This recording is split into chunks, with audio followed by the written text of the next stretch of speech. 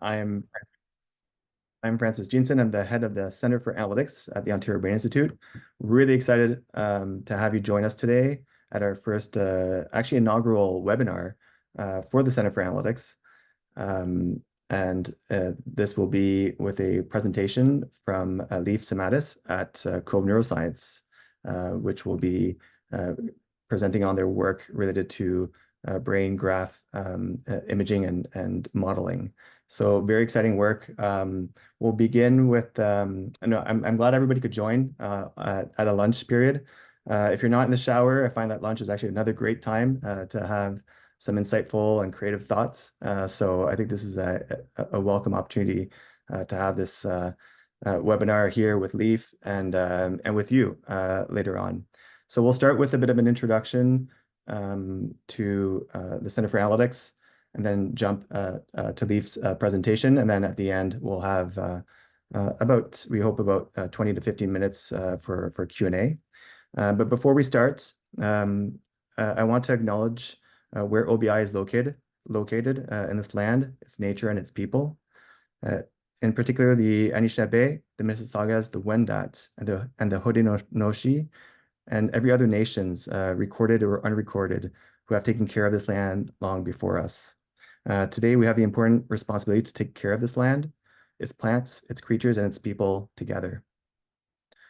So I'll start with a short introduction of the Center for Analytics, as I mentioned, and then we'll jump to the presentation by Leif.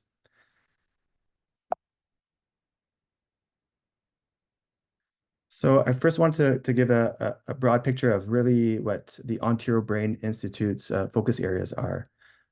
So major domains of focus and of work relate to supporting research, catalyzing research across multiple labs and sites, together with collaborators that come both from academia and industry, as well as the engagement of the patient community. And with this work, OBI has a driven mission to work towards the development of biomarkers and understanding the molecular underpinnings of major brain disorders, as well as the development of new treatments and technologies in the neurosciences space. The importance of education and enabling clinicians, researchers, but also patients, and even data scientists to better understand brain conditions and the data that come that we can collect from these conditions is of tremendous importance as well. And we'll talk about that a little bit with the Center for Analytics. And finally, improving care. Fundamentally, we want to work on research and new technologies, new ideas that can fundamentally have an impact on patients' health and improve their quality of life and care. And so we do this through major pillars, and these are sort of listed at the arrow at the bottom here. Patient engagement is really important. Informatics activities are really important. Commercialization and working with industry partners is critical, as well as establishing strategic partnerships. And so OBI, over the last decade, has really established a tremendous network of research collaborators and partners across many hospitals, universities, and organizations in Ontario, but even beyond. And this diagram sort of shows this rich network that OBI has established over the years, and the core major programs that it supports. These are integrated discovery programs that focus on major brain disorder or brain disease areas in Ontario, but beyond as well, with institutions from Canada and even in the US, as you can see from this chart. So we have groups like CanBind that focus on major depressive disorder, Transcendent, a new program looking at concussion across children, adolescents, and adults. CALM, looking at multi-mental health disorders across the children and youth population. CPNet, focusing on cerebral palsy in the child and adult population more recently. And finally, the PAWN network, looking at neurodevelopmental disorders in the children and also youth and adult population. So a tremendous network, which also creates a tremendous opportunity from a data perspective, as we've standardized the collection of data across these different sites and across the different modalities. That includes things like clinical assessment forms. We have imaging data from brain scans. We are also collecting molecular and genomic data from the various sites that allows us to better characterize the participants and ultimately patients that are part of these networks. And so this data is centralized on a very rich and resourceful repository called BrainCode. And so BrainCode is a platform that enables that multimodal data collection of clinical imaging, molecular genomics, wearables, and other data. It also facilitates the data sharing by enabling the researchers at all these sites to collaborate and work together, as well as development of common data elements, where we have common sets of data collected across the board. And finally, we can even link these data with health administrative data, for example, so that we can carve out a better picture of who these participants, what are the characteristics of these participants, and how do we better understand ways of predicting or treating them in the long run. But there's challenges that still exist. And so we wanted to understand, what are the challenges related to working with multimodal data. And we have a limited set of expertise and skills in the advanced sort of neuroanalytics modeling space. And we realized that labs and companies, they need the talent, and we have a limited number of training opportunities. We also need to accelerate the development of new technologies in this area. And so we need the data to be model ready so that we can really move more quickly towards the discovery of new diagnosis or screening mechanisms and algorithms, better prediction of patient trajectories, as well as potentially the development of even new treatments. And so this is a critical part. We're building on top of BrainCode to look at what we can do to help improve this. Modern computing is required to help accelerate companies and labs and their capacity to build these algorithms. And we need to really make sure that the data and software can be federated so that we combine not only data sets from a single source, but from multiple sources together. Finally, we also need to work towards translating these technologies and support the labs and companies who want to really have an impact and scale up their technology and algorithms in the case of analytics and AI and machine learning. So we need to identify ways and pathways to help them reach a point of commercialization. We want to help labs and startups validate and scale, as well as navigate the complex space of compliance and productization of these tools. And so this is where the Center for Analytics concept and platform and now center came from. We want to help unlock the future of brain health via neuroanalytics innovation and translation.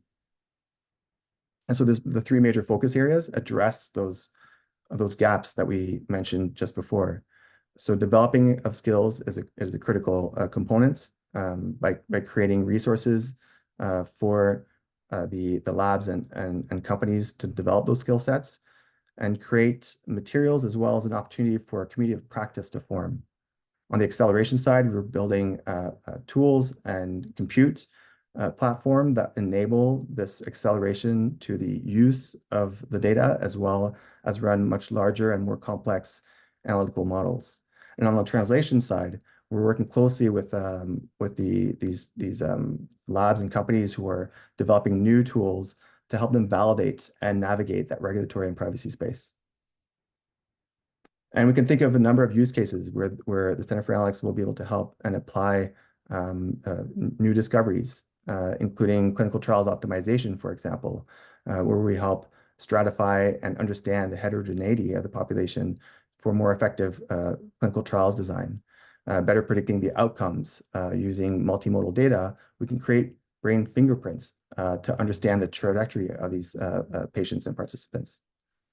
Comorbidity disambiguation is another very exciting area where standard data across the different disorders can help identify factors of one condition and how they relate to the other conditions.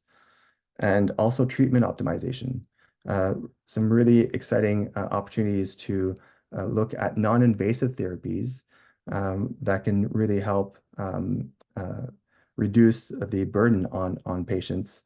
And we can do this through modern techniques such as simulation and digital twinning, which are really exciting. And there's many other ideas that we'll be able to explore with the Center for Analytics. And so that sort of resumes my my comments on the Center for Analytics. And we'll, like I mentioned, we'll open up questions after the presentation. But without further ado, I'd like to introduce Dr. Leif Simmatis, who will present on their work with Cove Neurosciences. So Dr. Leif Simmatis is the Director of R&D at Cove Neurosciences. Sorry, I'm just going to stop sharing. Yeah, there you go. Is the Director of R&D and Chief Data Scientist, at Cove Neurosciences. He completed his PhD in neuroscience at Queen's University in 2020, where he studied human motor control in neurological diseases using robotics. In his postdoctoral work, he was awarded fellowships from MITAX and the Data Science Institute at the University of Toronto, and was recognized as a promising new investigator by the International Society for the Central Nervous System, or CNS, Clinical Trials and Methodology in 2024. His work at Cove centers on developing methods for automating the analysis of functional brain data, including EEG, MRI, and leading a team of software developers and data scientists to scale up these automated analytics. So thank you, Leif, for joining us today, and I'll hand it over to you. Wonderful. Thank you so much, Francis. That was a wonderful introduction. Just let me dig through the infinite number of windows that I have open at the moment to find the correct slide deck. Let me see here. Drop that into presenter mode. Maybe, possibly. Okay. Are we good? Looks good. Thanks. All righty. Thank you so much. All right. So yeah, thank you again for the amazing opportunity to do this. I'm thrilled to be here to be able to present the stuff that we're going to be doing in partnership with OBI, doing development of advanced analytics for, in this case, functional magnetic resonance imaging, or fMRI, as well as potentially some other modalities, which I won't touch on too much detail today, but things like EEG and or electroencephalography and magnetoencephalography as well. But yeah, without further ado, let's dive right into it. First, we'll do a little bit of a background on what Cove is, what we focus on, what sorts of projects we've been working on, and how we're going to be working together with OBI to facilitate this project specifically. Then we'll go into a little bit of background on what functional magnetic resonance imaging is, its technologies, its characteristics with respect to other modalities that might be used to analyze brain data. And then we'll talk a little bit more about the specifics of the technology itself and handling the data. So from a processing perspective, what sorts of steps are required in order to actually get the useful data out of this technology, and then why do we do them from a sort of theory-based perspective. And finally, once we have all of this wonderful data, and it is a lot of data, and it is sometimes wonderful, what do we do with it? How do we handle it? How do we extract insights from it? And we'll go through all of those things and then kind of wrap up and leave room for Q&A at the end. So first, as I mentioned, a bit of background on Cove. So although Francis did a wonderful job of introducing this already at the top, Cove is a neuroimaging and brain data science company, first and foremost. So the focus is on taking this complex, high-dimensional, multimodal, potentially, brain analysis data and getting something useful from it. Essentially getting juice out of a rock in some cases. Our real focus is on automating the analysis of these types of data. So optimizing pre-processing steps, optimizing the extraction and identification of biomarkers of interest for specific treatment responses or for clinical populations, and doing this in a kind of end-to-end process. It's really the main thing that we focus on. And so we have a lot of competencies in the electrophysiology and neurophysiology domains. And what we're hoping to do in this collaboration with OBI and the Center for Analytics is to kind of build that into a pipeline involving fMRI, or functional magnetic resonance imaging.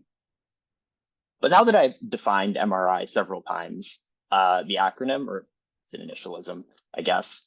We'll actually go a little bit into what it is as a technology for a bit before diving into the specifics of network analysis and data analysis.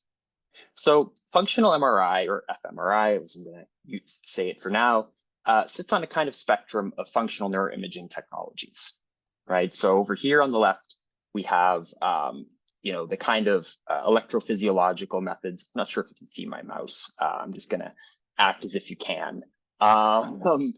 We have EEG up here on the top in this plot of spatial resolution on the y-axis and temporal resolution on the x-axis, indicating that although it has, for example, a very high temporal resolution, EEG does, the spatial resolution is rather poor.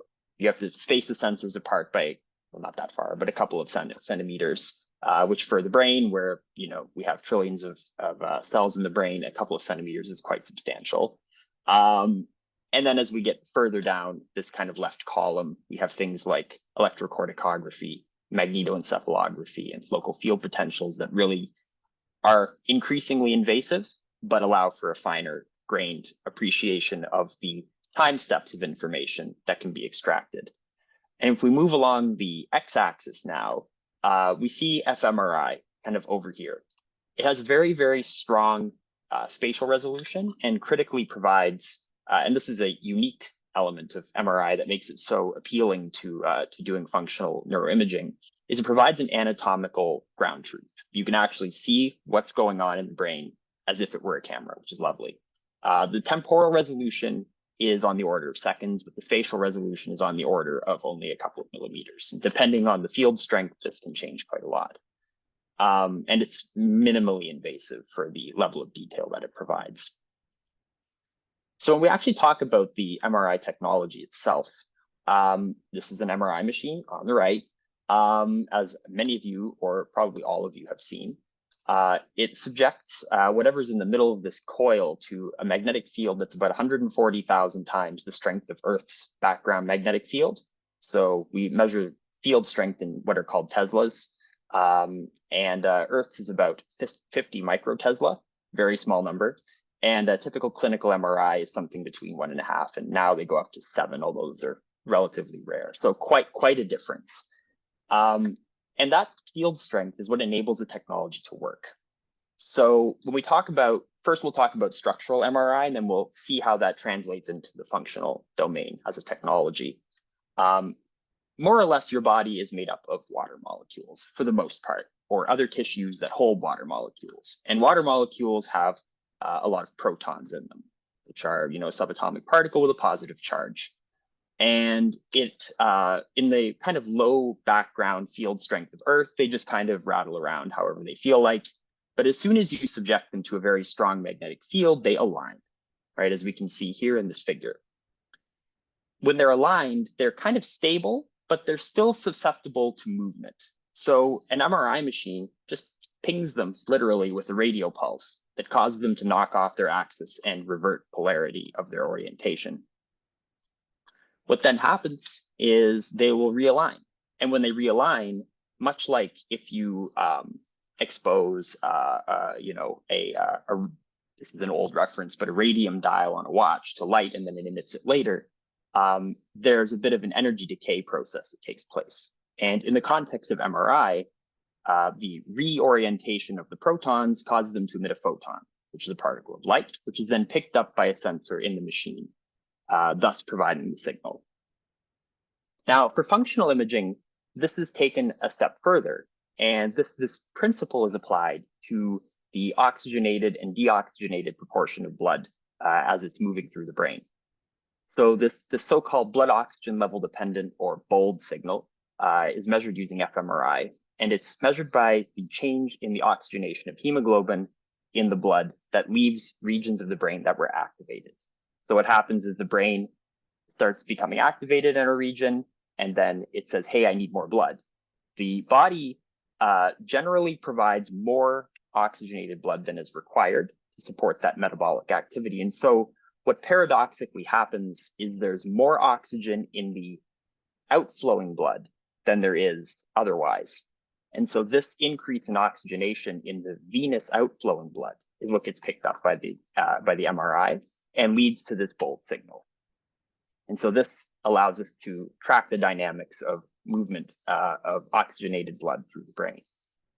So when we're working with fMRI data, we start off by collecting a time series of images. It is just like a video. Well, with some extra steps, a video with extra steps,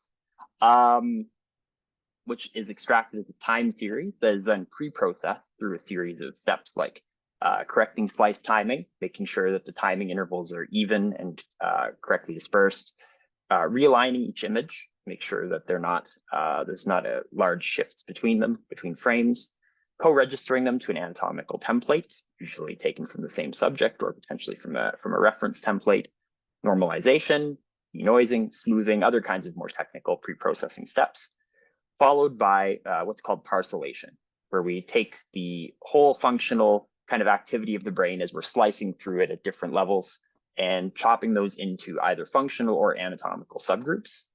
And we can then look at the communication between these subgroups in terms of their correlations, which is just a mathematical structure describing the association between, in this case, pairs of regions of the brain. We'll be talking a lot more about correlation matrices later. Won't go too far into it, but then we can extract networks from those. We can say that, there's different patterns of activity. And I'll be going through these parts in a bit more detail through the rest of the talk. So as an example of some analysis we do at Cove, here on the top, we have a single structural MRI that was segmented using an automatic segmentation tool. And you can see the red region is the automatically segmented part of the brain, corresponding to the brain minus the skull and surrounding tissue, which can then be parceled out into individual, in this case, functional regions, which you can see here in different colors. There are a variety of ways to identify different parcels of brain tissue, either through anatomical kind of prior information, for example, knowing that an area in the inferior frontal lobe might be functionally distinct from an area in the kind of middle frontal lobe. You might want to just a priori define those as different regions, or we can look at them as co-occurring activity. We tend to use the anatomical delineations. And when we talk about connectivity analysis, this kind of foundation of what a network is, there's really three different ways to think about them. We have structural connectivity, where we know that a linkage exists anatomically, either through very complicated radio tracing studies or some other kind of anatomical direct investigation. We can then look at functional connectivity. When we get time series of data, we can say that one area is very strongly associated with activity in another, but crucially, this sort of functional connectivity doesn't imply any directionality to the association. So we know that area A might be very strongly related to area B, but we don't know if A influences B or vice versa. And then finally, methods of effective connectivity assign a directionality to this as well. So they are both magnitude and direction. They're a bit more complicated to compute, and there's a number of mathematical limitations. So for the purposes of the rest of the talk, we'll be mostly focusing on things like functional connectivity. Now, these functional connectivity approaches can be used to identify what are referred to as resting state networks in the brain. These are a variety of different regions in the brain that share correlated activity with each other, either at rest or during a task. There are 7 kind of what are referred to as canonical resting state networks in the brain. I've shown 3 here just because 7 might be a bit too much. We have the fairly well-known by most, I think, default mode network, which is typically involved with introspection or task negativity, not really doing anything. Involves a few frontal regions, a few parietal regions, and a few temporal regions. Then there's the salience network, which has a kind of more frontally biased distribution with some lateral regions. And finally, the frontal parietal network, which, as the name would imply, consists largely of frontal and parietal lobe areas. And there's also a motor network, an attention network, and there's a couple of others as well. And we can also look at connectivity in terms of seed-based analysis. So for example, here on the left, we can evaluate the functional connectivity between a seed dropped in the left hippocampus, which is kind of central region of the brain involved in long-term memory and storage. And here on the right, we see the results of a connection analysis done with a seed dropped in the vermis, which is a part of the cerebellum that's typically thought to be involved in fine motor control. And the colors here indicate connections reciprocally between that seed region or that kind of probe region and other parts of the brain just in a pairwise fashion. And you can see that there are some subjective differences in the connection patterns between these different seeds. So for example, the hippocampus tends to have slightly stronger connections in the sort of lateral temporal areas, which are these kind of bulges on the left and right of the brain at the bottom, as well as some of the posterior regions here occipitally and parietally. Whereas in the vermis, we see a bit more posterior parietal connectivity relative to the other. And using these sorts of approaches, either doing complete pairwise or doing seed-based connectivity, we can then extract a correlation matrix, which I indicated or mentioned previously before, which is a simple pairwise association between all regions of interest and all other regions of interest, including themselves. The text here is quite small, but there are 116 regions here on the y-axis and 116 on the x. And the colors in each of these cells, which again are quite small, indicate the strength of association between those pairs of regions. And they are on what's referred to as a Z-score scale. So these are Pearson correlations, or the correlation coefficient you probably first learned about in statistics class, or probably even in high school. And they've been standardized by subtracting their average and then dividing by the standard deviation to get a more easily handled index of correlation strength, which we can then manipulate by changing the strength of association of interest to see, what sorts of areas have very strong patterns of connectivity. For example, we thresholded the matrix on the previous slide using a Z-score of 1 or 1.5, and we can see there's, in the latter case, quite a small number of connections that remain above this threshold. Now, these networks can also be thought of in terms of behavioral correlates. So for example, we can think of 4 canonical examples of working memory, long-term memory, cognitive flexibility, and adaptability, which can be assigned to overlapping but not mutually exclusive subsets of different regions of the brain. So for example, the working memory network involves the prefrontal cortex, the cingulate, and the parietal cortex. The long-term memory networks involve the hippocampus, the globus pallidus, and the cerebellum. The prefrontal cortex, anterior cingulate, and the posterior parietal cortex are involved with cognitive flexibility, and adaptability involves a variety of regions spanning much of the brain, but focused on the prefrontal and subcortical areas. And we can see some examples of these. I'll just quickly play through these. We have our working memory network, which involves, as I mentioned, some parietal and frontal regions, as well as some temporal regions. We have the cognitive flexibility network, which is a bit more distributed between frontal and parietal regions. You can see there's some differences here. Long-term memory, which you can see dramatically shifts the distribution of important nodes to kind of the central or the medial areas of the temporal lobes. And finally, we have the adaptability network, which is quite distributed throughout the brain, as you can see here, with a number of strong connections throughout. Now, once we do this network analysis, we can do a bunch of interesting things with it, which is what I'm going to spend the rest of the talk going through. So we can perform things like machine learning, and then we can use this machine learning approach to explore potentially differences between disease groups, between patients and controls, or identify indications of response or non-response to therapeutics, which is really kind of one of the most interesting areas where this technology can be applied moving forward. I won't go too much into that during the presentation, but will probably come up in the discussion afterwards. So when we talk about machine learning, we can think of broadly speaking, two different paradigms. There's of course other ones. If we have any machine learning heads out there in the audience, I'm sure we'll discuss this later as well. But for the purposes of this, we can think of unsupervised and supervised machine learning as our two primary paradigms. The first involves just looking for associations between elements of a data set and seeing that we can either find associations between ones that are close together or find lacks of associations between ones that are far apart. And there's crucially no kind of supervision signal to this paradigm. There's no label provided to tell algorithms, hey, this is one type of data, this is another. It has to learn this on its own through optimization.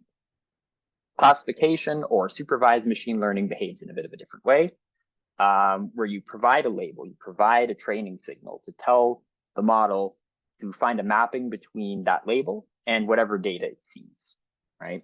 And you can then take this learned mapping and apply it to new data. So if you go back to your basic linear regression equation of y equals mx plus b, y is your label, x is your data, and then the parameters m and b are the mapping that's learned to take x and use it to predict y. And we can take those big, ugly looking correlation matrices, they look kind of pretty, I guess I shouldn't say that, and flatten them out into elements of a data matrix like this here, which can then be fed into these algorithms as an input directly.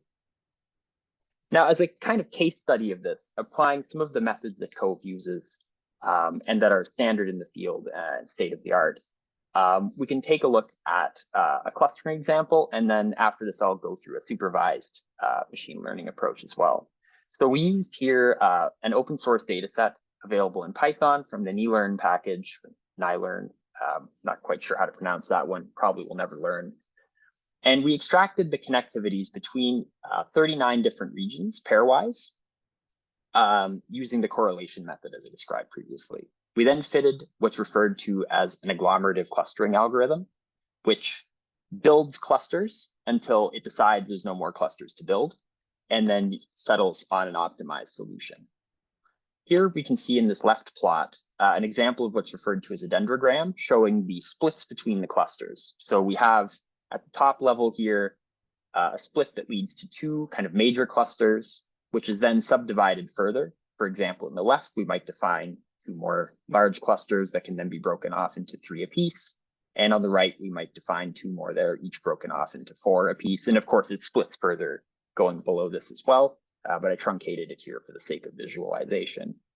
I've labeled these as children and adults based on the analysis done in the rightmost panel. So in the rightmost panel, we take these high-dimensional data arrays and we do what's called a manifold projection, which is a complicated approach that basically provides a high-level overview of the data in a low-dimensional space. So you have a lot of variables, potentially hundreds, but we only want to look at them on a 2-dimensional plot.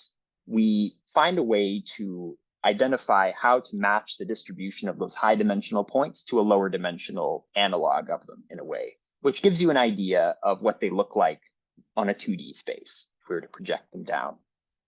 So we took this data set and I color-coded these either by whether or not each individual was a child, so under the age of 12, or an adult over the age of 18. And we can see right away that the children in red kind of form a single subspace of the data, and the adults in blue kind of form the rest.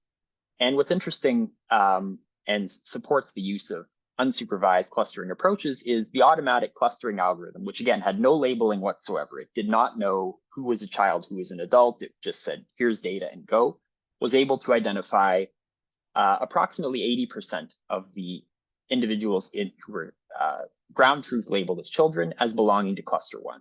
Right? There's a couple where it misfired, but these were also younger adults. And so there's clearly some sort of spectrum of brain maturation going on there. And we can also do some other interesting things with supervised learning. So for here, we take the same data set, but instead of ignoring the labels, we then provide them to a function that can map between the label and the input data. This is a logistic regression with what's referred to as regularization, where we try to remove all of the coefficients in the model that are unhelpful and only keep the ones that really drive the classification decision. We fit this and we find that we can detect the brains of either adults or children with very high accuracy, much higher than the random chance of 0.5 here. And crucially, we can then use those models, as I described, to weed down all of the connections into only the important ones that tell the difference between a child and an adult in terms of their brain activity. So in this top panel, for example, this is a map of all of the connections in that matrix. It's very, very messy. It looks like a plate of spaghetti. But if we pass it through the model that we trained and learned from these data, we see that there's only a handful of connections that remain that have any strength in actually differentiating these groups, primarily in the frontal areas that are involved in language and executive function, and also some parietal areas that are involved in motor control and sensory integration, which on the face of it makes sense. As the brain matures, we acquire those as elements of our brain growth. And clinically, these sorts of technologies have been used, and they're things that we will be building upon in our work here in collaboration with OBI and the Center for Analytics. So as a previous work that was done by another research group, as an example, an unsupervised clustering approach was used and applied to nearly 1,200 patients with depression, where, because the data set was so large, there was this unique opportunity to develop the clustering approach using a subset and then test it in a sort of hybrid between the supervised and unsupervised paradigms that I described. And through this process, they identified 4 individual brain types, of which 2 were more responsive to a now commonly used treatment for depression, repetitive transcranial magnetic stimulation, or RTMS, where in 2 of the groups, more than 60% of patients were responders, and in the other 2 groups, less than 30% were responders. So this is a clear difference in the brain type, the brain activity type, that predisposes individuals to being either a responder or a non-responder. And these technologies have moved quite a bit further since this paper was published in 2017, and we at Cove have leveraged a number of them, and will be working towards applying these to a clinical data set in our collaboration with OBI. And so with that, I'd like to kind of wrap up and say that fMRI and other neuroimaging technologies that I didn't really go into yet provide powerful means by which to investigate brain activity across individuals, within individuals, for a variety of clinical purposes. There are many potential avenues to take from a pre-processing and downstream analysis perspective that really behooves us to understand from a very, very first principles level why we're doing what we're doing, why we want to apply it to a specific group, and what needs to be done in order to interpret it appropriately. And Cove's approach to not only end-to-end processing, but also scientifically informed data analysis is really well suited to this approach. And so we are going to be very excited to leverage this to provide our analytics for fMRI network analysis techniques and multimodal brain imaging analysis techniques.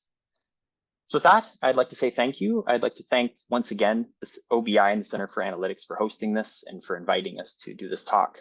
I'd like to thank our wonderful team at Cove. This is only a small number of them. We're more than this, but this is the best picture I could find of a bunch of us all at once. So this is what we get. Yeah, thank you all so much, and I welcome any questions at this point. Well, that's fantastic, Leif. Thank you very much for that. Fantastic work, and I have a few questions myself, but I'll leave it up to maybe the audience first. If anybody would like to jump in and ask a question, I think you have control over your microphones, and feel free to unmute and ask Leif a question, or if you prefer to ask the question in the chat, Leif and I can coordinate that and have Leif address your questions. I'm not seeing anybody right now, but I had a first question, Leif, around the degree of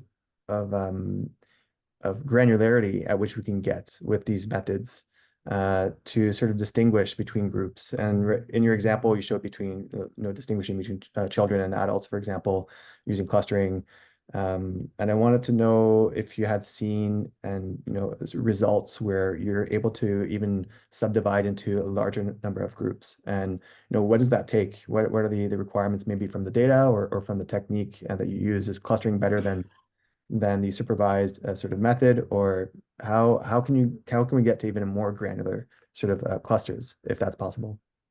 Yeah, no, that's a fantastic question. Yeah, I picked an intentionally kind of coarse delineation to kind of make the point, but you're absolutely right. There's a lot more potential for this to tease apart more granular groups than just very overt ones on the face of them. So recently there's been a lot of interest, particularly in psychiatry and neurodegenerative disease, in identifying subtypes using brain network analysis. There was a paper published a couple of years ago looking at schizophrenia and parsing it into, I believe they identified three or four subgroups from a smaller data set than this depression one I highlighted in the slides. But it was, again, approximately three. I don't believe they did a treatment response differentiation in that. I think it was just purely data driven.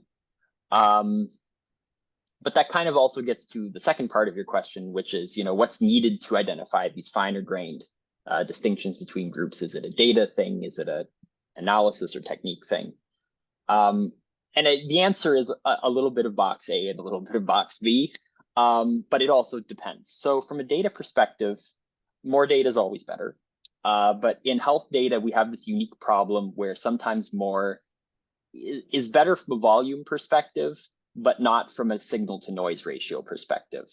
So we sometimes run into issues where larger data sets are larger, yes, but less curated because the goal is volume and not quality. And so, this is something that is acknowledged now. And, platforms like BrainCode, for example, where the collaborators are all from academic institutions, where the goal is really to focus on the quality of the analysis, that really helps kind of push this stuff forward. Because that's what we need. We need big, high quality data sets. Because unfortunately, a lot of these questions that we're asking are by their nature exploratory, right?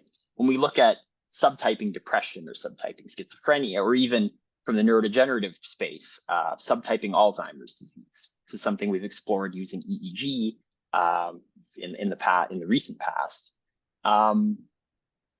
It's challenging because what you're trying to do is essentially tell psychiatrists and neurologists, your label is incorrect. This is not like what you're calling depression is not depression.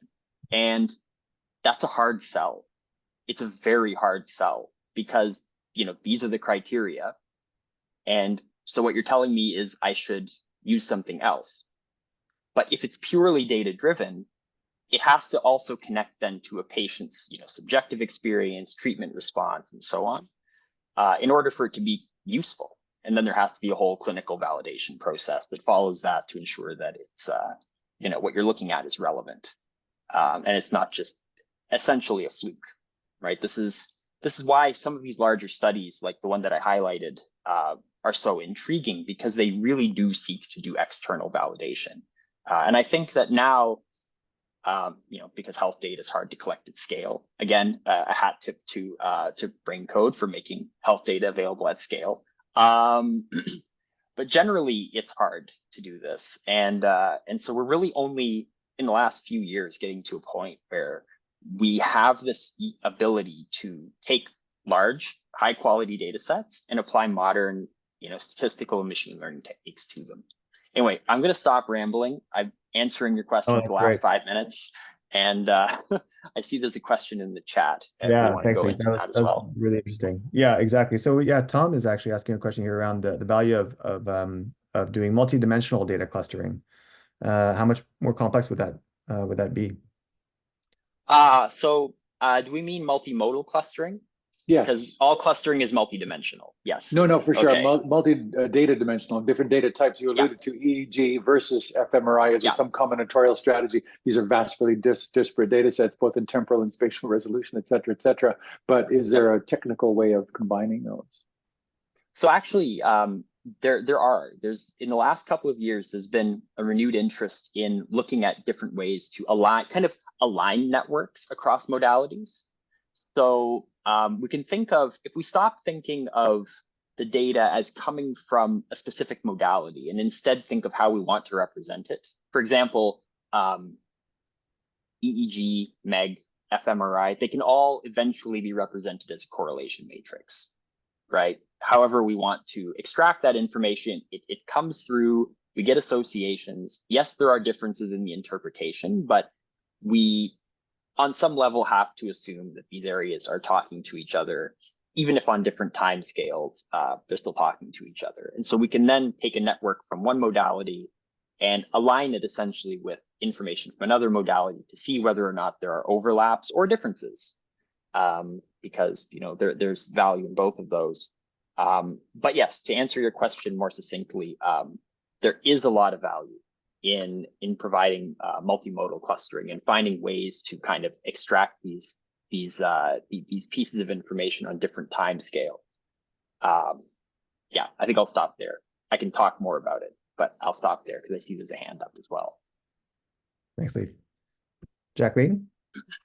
Hi, can you hear me? Yes. Yeah. Okay, yeah, I may have missed it, but could you go over what kind of clustering model you used and also what features you used for that clustering? Yeah, sure. So that was an agglomerative clustering, hierarchical clustering method. And the features that were put in were just the pairwise connectivities between regions. Okay. Oh, sorry, Jacqueline, I muted you. I had some background noise. Did you have a follow-up? Sorry. Yeah, I just wanted to know if that was just the pairwise connections. Is this like the correlation matrix or? Yeah. Okay. Yeah. So yeah, no problem. So in that one figure where I showed how you take the matrix and you kind of flatten it out into a vector and then put those vectors in as rows into another matrix, that's the approach that we would take, and we did take there. Yeah. Yeah. Good question. Yeah. Thanks.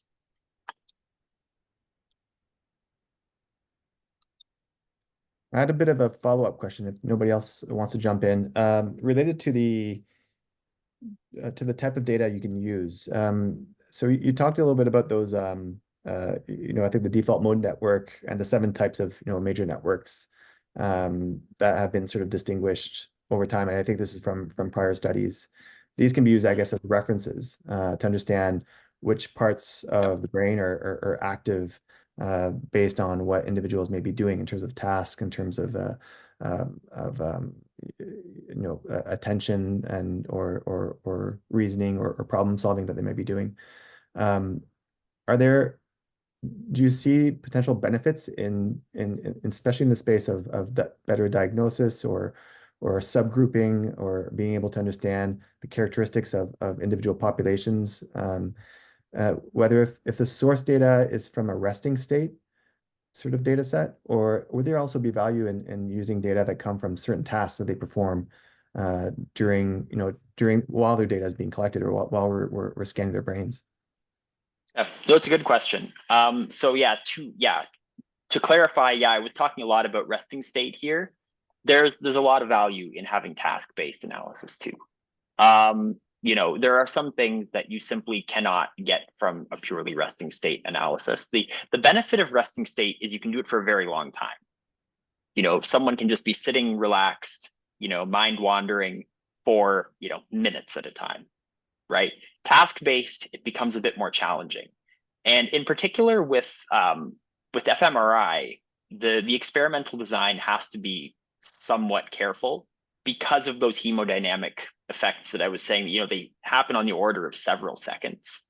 And the blood flow doesn't really decay to an activated brain region for another several seconds, right? So you get this slow rise and then a slow decline. And so when we have a short task, although we do get a lot of information on, now this area is activated in relation to this other one, we also have to be cautious about how we interpret that.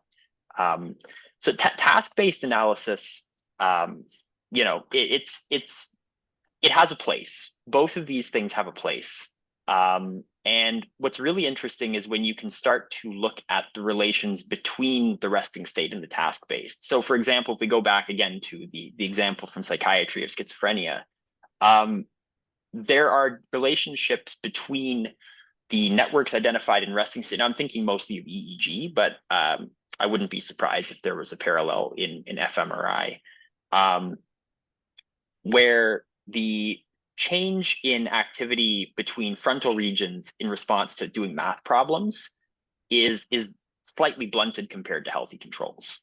But you only get to see that distinction, that dissociation, when you compare the conditions, right? The actual means themselves are not necessarily that different between states. When you look at the trend between them, it suddenly becomes interesting. Yeah, fascinating. And so does anybody else have a question? Otherwise, I'll jump with another one. Anyone? I don't see anybody jumping in. Oh, we got a text question here. Are these subgrouping techniques and analyses also applied to neurodegenerative diseases such as motor neuron disease or ALS? And have there been interesting results from such research? Yes, that's a wonderful question, first of all. And second of all, to answer it, the quick answer is yes. The long answer is yes. And the results have been quite illuminating. So for ALS, for example, there has been work in the last couple of years on identifying, more cognitive and more motor phenotypes. So for ALS in particular, it's on a spectrum with frontotemporal dementia, where patients tend to present more with the motor form, but about 15% of patients present with primarily cognitive impairment.